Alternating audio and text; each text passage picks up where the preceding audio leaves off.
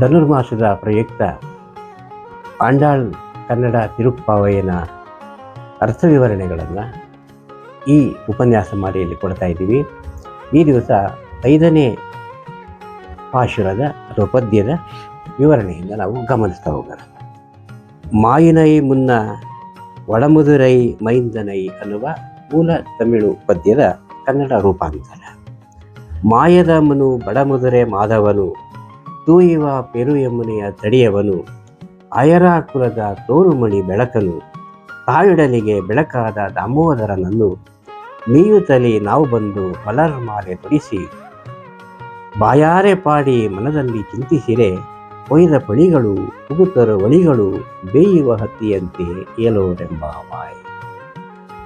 ಮಾಯದ ಮನು ಬಡಮಧುರೆ ಮಾಧವನು, ತೂಯುವ ಪೆರು ಯಮುನೆಯ ತಡಿಯವನು, ಅಯರಾ ಕುಲದ ತೋರುಮಣಿ ಬೆಳಕನು, ತಾವಿಡಲಿಗೆ ಬೆಳಕಾದ ದಾಮೋದರನನ್ನು, ಮೀಯುತ್ತಲಿ ನಾವು ಬಂದು ಮಲರ್ಮಾಲೆ ತೊಡಿಸಿ, ಬಾಯಾರೆ ಪಾಡಿ ಮನದಲ್ಲಿ ಚಿಂತಿಸಿರೆ, ಒಯ್ದ ಪಳಿಗಳು ಉಗುತರು ಒಳಿಗಳು ಬೇಯುವ ಹತ್ತಿಯಂತೆ ಏನೋರೆಂಬ ವಾಯ್.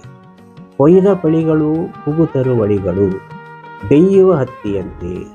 ಹತ್ತಿಯನ್ನು ಬೆಂಕಿಗೆ ಹಾಕಿದ್ರೆ ಹೇಗೆ ಅದು ತನ್ನ ಅಸ್ತಿತ್ವವೇ ಇಲ್ಲದೆ ಇರೋ ಹಾಗೆ ಸುಟ್ಟು ಹೋಗುತ್ತೋ, ಮಾಯವಾಗಿ ಹೋಗುತ್ತೋ, ಭಸ್ಮವಾಗಿ ಹೋಗುತ್ತೋ, ಹಾಗೆ ನಾವು ಈ ವ್ರತವನ್ನು ಆಚರಿಸ್ತಾ ಹೋದರೆ ನಮ್ಮ ಬದುಕಿನಲ್ಲಿ ಬರುವಂಥ ಹಿಂದೆ ಆಗಿ ಹೋಗಿರುವಂಥ ಒಯ್ದ ಪಳಿಗಳು, ಆಗಿ ಹೋಗಿರುವಂಥ ಅಳಿಗಳು, ಕೆಟ್ಟ ಕಾರ್ಯಗಳು, ಪಾಪ ಕಾರ್ಯಗಳು, ಉಗುತರು ಒಳಿಗಳು, ಮುಂದೆ ಬರುವಂಥ ಮುಂದೆ ನಾವು ನಮ್ಗೆ ಗೊತ್ತಿಲ್ಲದಿರನೇ ನಾವು ಮಾಡಬಹುದಾದಂಥ ಪಾಪ ಕಾರ್ಯಗಳು, ಅವೆಲ್ಲವೂ ಕೂಡ ಈ ಬೇಯುವ ಹತ್ತಿಯಂತೆ ಭಸ್ಮವಾಗಿ ಹೋಗುತ್ತವೆ. ಅಷ್ಟರ ಮಟ್ಟಿಗೆ ನಮಗೆ ಈ ವ್ರತದಿಂದ, ಈ ವ್ರತಾಚರಣೆಯಿಂದ ಒಳ್ಳೆಯದಾಗುತ್ತೆ ಅನ್ನುವ ಒಳ್ಳೆಯ ಸಂದೇಶವನ್ನು ಈ ಪದ್ಯದಲ್ಲಿ ಆಂಡಾಳ್ ದೇವಿ ಕೊಡ್ತಾ ಹೋಗ್ತಾರೆ. ಮೊದಲ ಸಾಲುಗಳಲ್ಲಿ 4 ಸಾಲುಗಳಲ್ಲಿ ಭಗವಂತನನ್ನು ಕೃಷ್ಣಾವತಾರದ ರೀತಿಯಲ್ಲಿ ವರ್ಣಿಸ್ತಾ ಹೋಗ್ತಾರೆ. ಅನಂತರದ 4 ಸಾಲುಗಳು ಹಿಂದೆ ಆದ ಕರ್ಮಗಳನ್ನು ಕಳೆದುಕೊಳ್ಳುವುದಕ್ಕೂ, ಮುಂದೆ ಆಗಬಹುದಾದ ಕರ್ಮಗಳನ್ನು ಕಳೆದುಕೊಳ್ಳುವುದಕ್ಕೂ ನಾವು ಏನು ಮಾಡಬೇಕು ಅನ್ನುವ ಈ ವ್ರತಾಚರಣೆಯ ಫಲವನ್ನು ಹೇಳ್ತಾ ಹೋಗ್ತಾರೆ.